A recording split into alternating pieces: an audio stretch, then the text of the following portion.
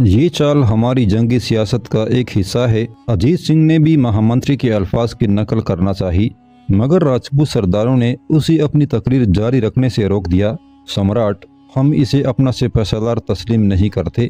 تمام راجپوت سرداروں نے بیک زبان بلند آواز میں کہا، جو سپاہی کا لباس پہننے کی اہلیت نہیں رکھتا، اسے سپہ سالاری کی دستار پہنا کر ہم جان فروشوں پر بڑی قیامت ڈھائی گئی ہے۔ ہمارے ساتھ اس سے زیادہ ذلت آمیز سلوک نہیں کیا جا سکتا کہ شہسواروں پر ایک ساربان کو مسلط کر دیا جائے۔ اس سے تو تلوار کا بوجھ بھی نہیں اٹھتا۔ ہمیں یہ کس طرح حکم دے گا اور ہم اس کا حکم کس طرح مانیں گے؟ نہیں سمراٹ، یہ تو ہمارے لیے میدان جنگ میں ایک مسئلہ بن جائے گا۔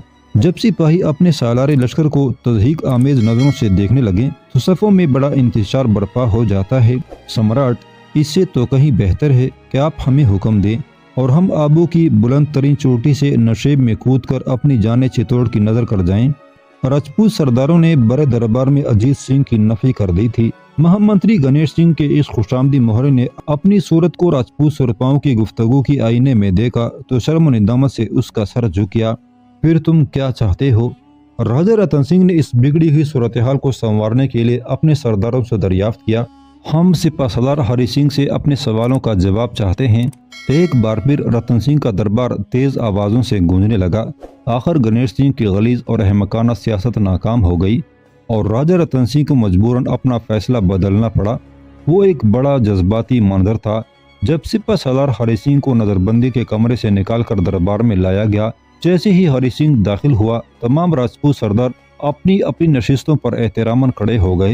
چتوڑ کی تاریخ میں یہ پہلا موقع تھا جب کسی سپہ سالار کو ایک حکمراں کی طرح اعزاز بخشا گیا تھا۔ ہری سنگھ کی یہ عزت و توقیر دے کر راجہ رتن سنگھ، رانی پدمنی اور گنیش سنگھ کے چہرے غصے سے سرخ ہو گئے۔ اگر ان کے اختیار میں ہوتا تو وہ ہری سنگھ کو کسی تاخیر کے بغیر قتل کرا دیتے، مگر ان کی آنکھیں دیکھ رہی تھی کہ دشمن سر پر آ پہنچا ہے اور خود راجپوتوں کی صفوں میں بھی انتشار پیدا ہو چکا ہے۔ اس لیے چتوڑ کے حکمرانوں نے ایک خاص مصلحت کے پیش نظر سب کچھ برداشت کیا۔ کچھ طویل بحث کے بعد جنگی صورتحال کا جائزہ لیا گیا۔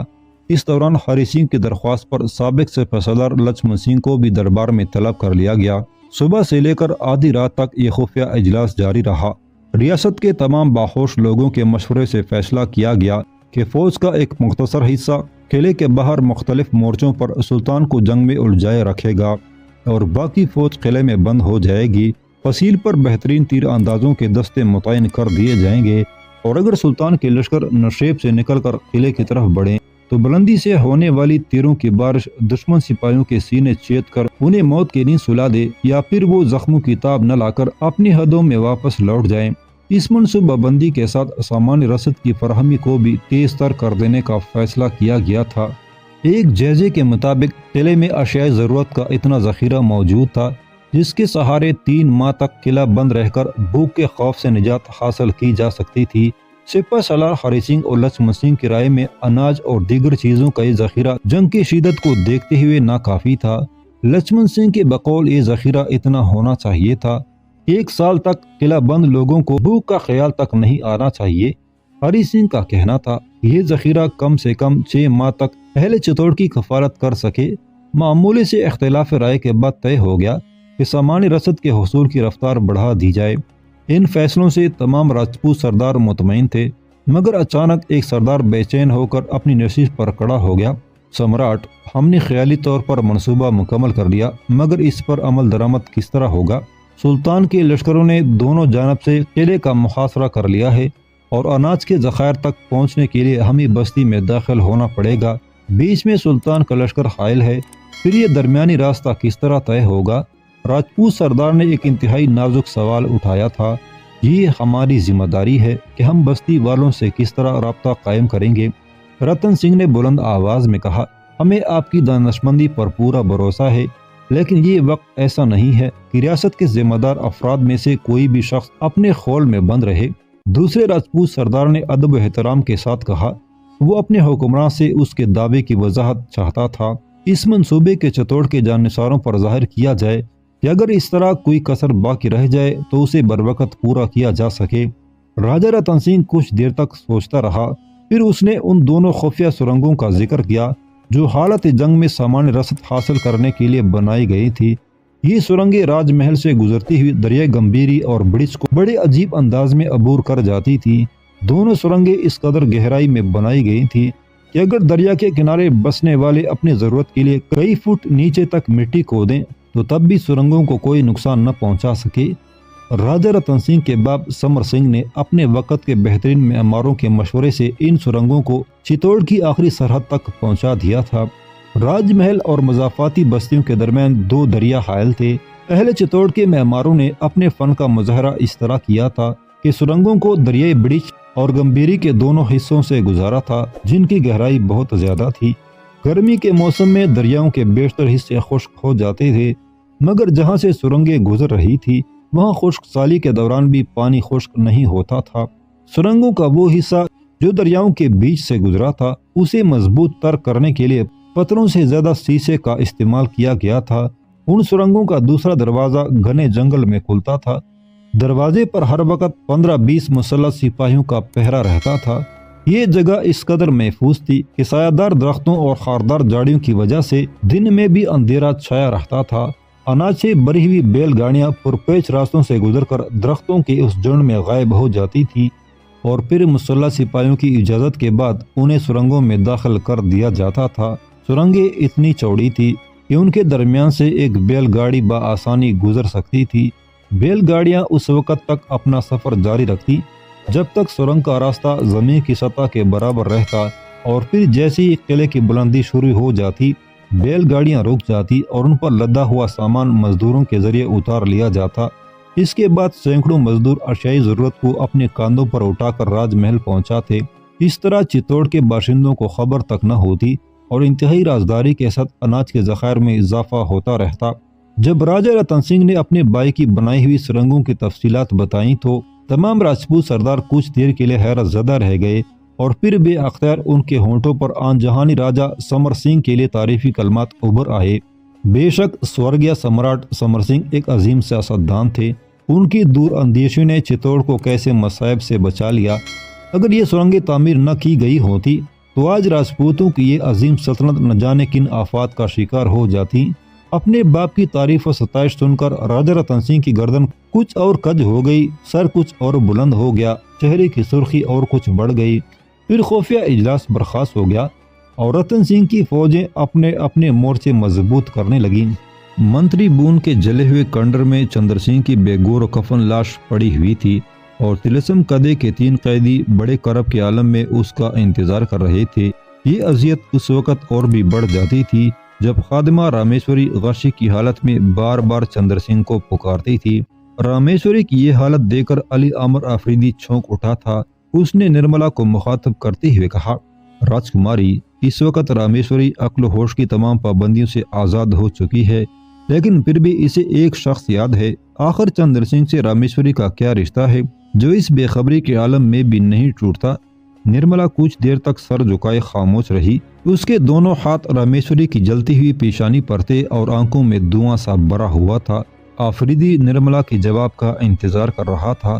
آخر ایک طویل سکوت کے بعد نرملا کے ہونٹ کانپنے لگے۔ رامیشوری کی سانسوں پر چندر سنگھ کا قبضہ ہے۔ جب تک ایک ایک سانس نہیں ڈوب جاتی اس وقت تک یہ رشتہ بھی نہیں ٹوٹے گا۔ نرملا کی آواز لرز رہی تھی۔ چندر سنگھ کو اس رشتے کا علم ہے؟ یہ سوال کرتے ہوئے آفریدی کی زبان بھی لڑکھڑا رہی تھی۔ ہاں، نرملا نے مختصراً کہا۔ شرم کے بوجھ سے اس کا سر کچھ اور جھک گیا تھا۔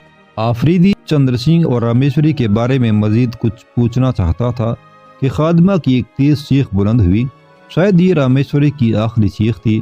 اس نے بڑی جگر شگاف آواز میں چندر سنگھ کو پکارا تھا، جیسے موجوں کی آغوش میں ڈوبتا ہوا کوئی شخص ساحل پر کھڑے ہوئے اپنے کسی غمگسار کو صدا دے۔ رامیشوری کا جسم کچھ دیر تک کانپتا رہا اور پھر آہستہ آہستہ پرسکون ہوتا چلا گیا۔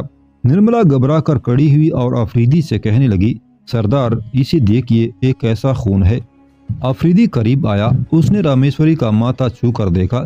اتنا تیز بخار تھا جیسے بدن نادیدہ آگ میں جل رہا ہو۔ پھر آفریدی کی نظریں رامیشوری کی ناک سے بہنے والے خون پر جم گئی۔ گاڑھا گاڑھا خون ہونٹوں سے گزرتا ہوا گردن تک چلا گیا تھا۔ آفریدی لرز اٹھا۔ نرملا نے کئی بار رامیشوری کے سر پر پانی سے بھیگا ہوا کپڑا رکھا، مگر موت کی آگ کو کون بچا سکتا تھا؟ پھر جب دل کی آگ بجھی تو جسم خود بخود سرد ہو گیا۔ رامیشوری کی دماغ کی چھریانیں پٹ گئی تھیں۔ اس نے جذبات کی لہروں کو روکنے کے لیے دماغ کے گرد بہت مضبوط بند باندھے تھے، مگر سرکش تمناؤں نے ہر دیوار کو توڑ دیا تھا۔ نرملا اور آفریدی اس حادثے کا تصور بھی نہیں کر سکتے تھے، مگر جب رامیشوری دیکھتے ہی دیکھتے دنیا سے رخصت ہو گئی تو وہ دونوں بھی بہت دیر تک اس مرگ ناگہاں کا ماتم کرتے رہے۔ اس ماتم میں آفریدی کے آنسو شامل تھے اور نرملا کی ہچکیاں۔ نرملا رامیشوری کی لاش سے لپٹی رو رہی تھی۔ آفریدی نے بھیگے ہوئے آنکھوں کے ساتھ دیکھا، اس طرح تو وہ اپنے باپ وکرم سنگھ کی رخصت پر بھی نہیں روئی تھی۔ آفریدی کو آج پہلی بار اندازہ ہوا کہ نرملا کے دل میں اپنی خادمہ کے لیے کیا مقام تھا۔ پھر جب اشکوں اور سسکیوں کا یہ طوفان ٹھہرا تو نرملا کے سوگوار چہرے پر ایک سوال ابھر آیا۔ وہ آفریدی سے پوچھ رہی تھی، رامیشوری کی آخری رسمیں کس طرح ادا کی جائیں؟ میں اپنی بہن کو سپرد خاک کروں گا۔ آفریدی نے گلوگیر لہجے میں کہا، کاش وہ اس وقت دنیا کو خیر بات کہتی جب اس کے ہم مذہب چتوڑ پہنچ چکے ہوتے، یا پھر اس نے دہلی میں آخری سانسیں لی ہوتی، پھر دیکھنے والے دیکھتے کہ آگ اور مٹی میں کیا فرق ہے۔ نرملا حیرت سے آفریدی کی باتیں سن رہی تھی۔ جب وہ خاموش ہوا تو کہنے لگی، سردار، آپ رامیشوری کی قبر کو دیں گے؟ آپ کے یہ زخم، اب زخموں سے لہو جاری ہو یا دست و بازو کٹ جائیں، اپنے ایک رفیق کی بے حرمتی تو گوارا نہیں کی جا سکتی۔ آفریدی کی آنکھیں اشکوں سے لبریز تھی اور وہ آسمان کی طرف دیکھ رہا تھا، اور پھر وہی ہوا جس کا نرملا کو اندیشہ تھا۔ آفریدی باغ کے ایک تاریک گوشے میں رامیشوری کی قبر کھودنے لگا۔ زمین پتریلی تھی، اس لیے آفریدی کو سخت دشواری پیش آ رہی تھی۔ پہلے اس کا سارا جسم پسینے میں تر ہوا اور پھر اسی پسینے کا رنگ سرخی مائل نظر آنے لگا۔ نرملا نے اسے روکنے کی بہت کوشش کی، مگر وہ چتوڑ کی زمین پر تیش آزانی کرتا رہا۔ شام کے قریب وہ گڑھا نما قبر مکمل ہوئی۔ اب رامیشوری کے آخری غسل کا سوال تھا۔ آفریدی الجھ کر رہ گیا۔ وہ کچھ دیر تک سوچتا رہا، پھر اس نے نرملا سے کہا کہ وہ اسی لباس میں رامیشوری کے جسم پر 3 بار پانی بہا دے۔ نرملا نے اپنی زندگی میں پہلی بار کسی مردہ جسم کو اتنے قریب سے دیکھا تھا۔ مضبوط اعصاب رکھنے والی ایک بہادر لڑکی ہوتے ہوئے بھی نرملا کا چہرہ زرد ہو گیا تھا اور اس کے جسم پر ہلکی ہلکی لرزش طاری تھی۔ وہ لمحات بھی بڑے عجیب تھے۔ جب رامیشوری کے جنازے کو اٹھا کر باغ میں لایا گیا، آفریدی نے تنہا ایک ایسی عورت کی نماز جنازہ پڑھائی جسے حلقہ اسلام میں داخل ہوئے ابھی چند روز گزرے تھے اور جو خود نماز کے مکمل آداب سے واقفیت نہیں رکھتی تھی۔ پھر جب رامیشوری کے جسم کو قبر میں اتارا گیا تو نرملا کی حالت غیر ہو گئی۔ ایک جیتا جاگتا جسم اور ہنستا مسکراتا چہرہ مٹی کے پردے میں روپوش ہو گیا۔ آفریدی بلند آواز سے اس آیت مقدسہ کو تلاوت کر رہا تھا، ہم نے انسان کو مٹی سے پیدا کیا، مٹی میں ملا دیا اور پھر ایک دن مٹی ہی سے اسے دوبارہ اٹھائیں گے۔ رامیشوری کے دفن کرنے کے بعد آفریدی نے دعا کے لیے ہاتھ بلند کر دیے، اے قادر مطلق، تو علیم و خبیر ہے۔ ہم اپنے ایک ساتھی کو آداب شریعت کے مطابق رخصت نہ کر سکے، نہ اہل اسلام کا قبرستان، نہ کسی عزیز کا کندھا، نہ غسل، نہ کفن۔ پھر بھی تو اپنے بندوں کی مجبوریاں جانتا ہے، ان کی لغزشوں سے درگزر کرتا ہے اور ان کی خطائیں بخش دیتا ہے۔ رامیشوری کو بھی معاف کر دے کہ وہ اس بتکدے میں تیری نام لیوا تھی اور تو اپنی نام لیواؤں کو کسی بھی حال میں بیار و مددگار نہیں چھوڑتا۔ آفریدی کی دعا ختم ہوئی اور جیسے ہی اس نے اپنی قریب کھڑی نرملا کو دیکھا وہ کانپ اٹھا۔ نرملا خود کلامی کے انداز میں بول رہی تھی، یہ کیسا سفر ہے اور یہ لوگ کہاں جا رہے ہیں؟ پتا جی رخصت ہو گئے، چندر سنگھ نے اپنا راستہ بدل لیا اور اب رامیشوری بھی چلی گئی۔ نرملا، تجھے سب اکیلا چھوڑ گئے، کسی نے تیری آواز نہیں سنی اور کسی کو تیری تنہائی کا خیال نہیں آیا۔ کیا تو اسی سلوک کی مستحق تھی؟ آفریدی بے اختیار ہو گیا۔ ابھی میں ہوں نرملا، میری طرف دیکھو، میں کہاں گیا ہوں؟ اضطراری طور پر آفریدی نے نرملا کے دونوں بازو پکڑ لیے۔ ایک دن تم بھی چلے جاؤ گے سردار، نرملا پر وحشت طاری تھی۔ میں جانتی ہوں تم بھی چلے جاؤ گے، سب بے وفا ہیں، خود غرض ہیں، اپنے دل کو تسکین پہنچانے کے لیے کیسی بے دردی سے دامن چھڑا لیتے ہیں۔ سب کو نیند آ گئی، سب کو قرار مل گیا، دیکھتے نہیں یہ سب لوگ کیسے سکون سے سو رہے ہیں، کوئی میری طرف نظر بھی نہیں کرتا کہ میں کب سے اکیلی جاگ رہی ہوں۔ آفریدی کی سمجھ میں نہیں آ رہا تھا کہ آخر وہ کس طرح نرملا کو غموں کی اس بڑکتی ہوئی آگ سے کھینچ کر باہر لائے۔ تم میری طرف کیوں نہیں دیکھتی؟ آفریدی نے جوش جذبات میں نرملا کو جھنجھوڑ کر رکھ دیا۔ تمہیں میرا چہرہ نظر نہیں آتا کہ میں اس علم کدے میں تمہارے ساتھ جاگ رہا ہوں؟ میری بات کا یقین کیوں نہیں کرتی کہ میں اس وقت تک جاگتا رہوں گا جب تک تم سکون کی گہری نیند سو نہیں جاؤ گی؟ آفریدی پوری طاقت سے چیخا تھا۔ نرملا کی وحشت کچھ دیر کے لیے تھم سی گئی۔ اس نے آفریدی کو بہت غور سے دیکھا اور پھر افغان سردار کے سینے پر سر رکھ کر بچوں کی طرح رونے لگی۔ اے وفا کے آبشار، اپنے دل میں پانی کا کوئی قطرہ باقی نہ رکھ کہ تیرے آنسو آفریدی کے خون سے بھی زیادہ قیمتی ہیں۔ علی عامر آفریدی چاہتا تھا کہ وہ گٹا کھل کر برس جائے جو بچپن سے نرملا کے دل پر چھائی ہوئی تھی، اپنے آنسوؤں سے شاہی سفیر کو سرفراز کر دے کہ کوئی تمغہ، کوئی اعزاز اس کی برابری نہیں کر سکتا۔ آفریدی اپنی زبان سے وہی الفاظ ادا کرتا رہا جو نرملا کماری کے شایان نشان تھے، اور وکرم سنگھ چوہان کی بیٹی انہی الفاظ کی حرارت سے پگھلتی رہی۔ پھر جب دل کا غبار صاف ہوا تو گرد و پیش کے مناظر صاف نظر آنے لگے۔ ایک طرف رامیشوری کی قبر تھی اور دوسری طرف آفریدی کا بھیگا ہوا دامن۔ نرملا کے آنسوؤں نے ایک ایسا راز فاش کر دیا تھا جس کی ابتدا رانی پدمنی کے دربار میں اس وقت ہوئی تھی جب آفریدی پر تشدد کیا جا رہا تھا اور وہ اپنے سلطان کی عزت و وقار کو بچانے کے لیے زخم پر زخم کھائے جا رہا تھا۔ آفریدی کی دلکش شخصیت اور جذبہ وفا پرستی نے نرملا کے دل میں بڑی خاموشی سے عشق کی ایک چنگاری رکھ دی، اور پھر یہی چنگاری آہستہ آہستہ سلگتی رہی۔ نرملا نے اپنے نازک جذبات پر صبر و ضبط کا گہرا پردہ ڈال دیا تھا، مگر آفات و مصائب کی مسلسل آندیاں بالآخر اس پردے کو اڑا کر لے گئیں۔ رامیشوری کی موت نے آفریدی اور نرملا کے درمیان کڑی ہوئی تکلف اور حجاب کی دیوار کو گرا دیا۔ اگر یہ جاگداز حادثہ پیش نہ آتا تو آفریدی اور نرملا کی قربتوں کو آخری منزل تک پہنچنے کے لیے ایک زمانہ درکار ہوتا۔ راجپوت لڑکیوں پر پردہ داری کا یہ عالم تھا کہ شادی شدہ عورتیں بھی طویل گھونگھٹ میں رہتی تھیں۔ ان کے نزدیک اپنے شوہروں کا نام لینا بھی گناہ تھا۔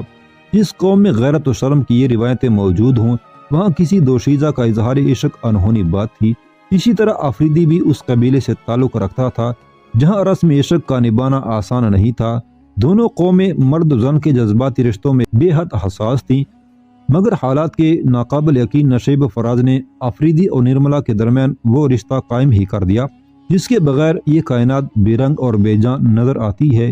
چندر سنگھ اور رامیشوری بھی اسی رشتے سے بندھے ہوئے تھے، مگر ہندو سماج نے انہیں اس وقت تک ملنے نہیں دیا جب تک وہ دونوں زندگی کے قید سے آزاد نہیں ہو گئے۔ موت کا طوفان گزر جانے کے بعد نرملا نے آفریدی کو بتایا کہ رامیشوری اچھوت دوشیدہ تو نہیں تھی، لیکن راجپوتوں کی طرح اس کا تعلق کسی معزز خاندان سے بھی نہیں تھا۔ رامیشوری کے باپ کا انتقال اس وقت ہو گیا جب وہ 3 سال کی تھی۔ دنیا میں کسی بچے کے لیے باپ کا نعم البدل کوئی دوسرا نہیں ہو سکتا۔ پھر بھی رامیشوری کو ماں کا سہارا تھا، مگر یہ سہارا اس وقت ختم ہو گیا جب رامیشوری کی ماں کو اپنے شوہر کی لاش کے ساتھ زندہ جل جانا پڑا۔ نرملا نے آفریدی کو رامیشوری کی دکھ بھری کہانی سناتے ہوئے کہا، رامیشوری کو اس کے عزیزوں نے بتایا کہ اس کی ماں لاجون تھی، شوہر کی چتا کے ساتھ جلنے کے لیے تیار نہیں تھی، مگر برادری کے لوگوں نے اسے بڑکتی ہوئی آگ میں جھونک دیا۔ لاجون تھی آخری سانس تک چیختی رہی کہ بھگوان کے لیے اسے آگ سے نکال دو، وہ ابھی مرنا نہیں چاہتی، اسے اپنی بے سہارا بچی کے لیے زندہ رہنا ہے۔ لیکن دھرم کے محافظوں نے اپنے کان بند کر لیے، یہاں تک کہ جوان سالہ لاجون تھی اپنی تمام تر جمع حسرتوں کے ساتھ راکھ کے ڈیر میں تبدیل ہو گئی۔ پھر اس کی معصوم بچی در بدر کی بھیک مانگتی پھری۔ رشتہ داروں نے رامیشوری سے تمام ناطے توڑ دیے تھے۔ بچپن غیروں کے سہارے کھاتے ہوئے گزرا، اور جب جوانی آئی تو چتوڑ کے راجپوت سردار اس کے جسم کو کھا گئے۔ یہ کہتے کہتے نرملا کماری پر دیوانگی سی طاری ہو گئی تھی۔ آفریدی نے نرملا کے مشتعل جذبات کو سرد کرنے کے لیے کہا، راجکماری، ماضی کی ان تلخ یادوں کو دل کے مقبرے میں دفن کر دو اور مستقبل کے پرسکون جزیرے میں دلکش خواب دیکھو جب کسی لاجونتی کو زندہ نہ جلایا جائے گا اور نہ کوئی رامیشوری راجپوت سرداروں کی ہوس کا نشانہ بنے گی۔ میرے سلطان کی شکل میں قہر الہی چتوڑ کے دروازے پر دستک دے رہا ہے۔ ان قریب ان سرداروں پر ان کی اپنی ہی زمین تنگ ہو جائے گی، یہ اپنی ہی خنجروں سے اپنی شہرگیں کاٹ دیں گے اور اپنی ہی ہاتھوں سے اپنے پناہگاہوں کو جلا ڈالیں گے۔ نرملا، یہ بتوں کی خدائی نہیں ہے کہ کمزور انسان دیوتاؤں کی بھیڑ چڑھ گئے اور طاقتور ان پتھر کے مجسموں کے ساتھ مل کر خود بھی خدائی کرنے لگے۔ یہ اس خدا کی زمین ہے جو اپنی ذات میں تنہا ہے اور کسی کی شرکت برداشت نہیں کر سکتا۔ آج اسی خدا نے اپنے عذاب کے نمائندوں کو چتوڑ بھیجا ہے بہت جلد تم اپنی آنکھوں سے یہ منظر دیکھو گی جب ایک ایک ظالم زندگی کی بھیک مانگ رہا ہوگا اور اس کے پھیلے ہوئے دامن میں موت کے سوا کچھ نہیں ہوگا۔ آفریدی نرملا کے سینے میں دبی ہوئی نفرتوں کو اپنے الفاظ کی چینٹوں سے بجھا دینا چاہتا تھا، مگر وہ آگ آفریدی کے اندازے سے کہیں زیادہ تیز تھی۔ جیسے ہی اس پر پانی کے چند قطرے گرے وہ کچھ اور بھڑک گئی۔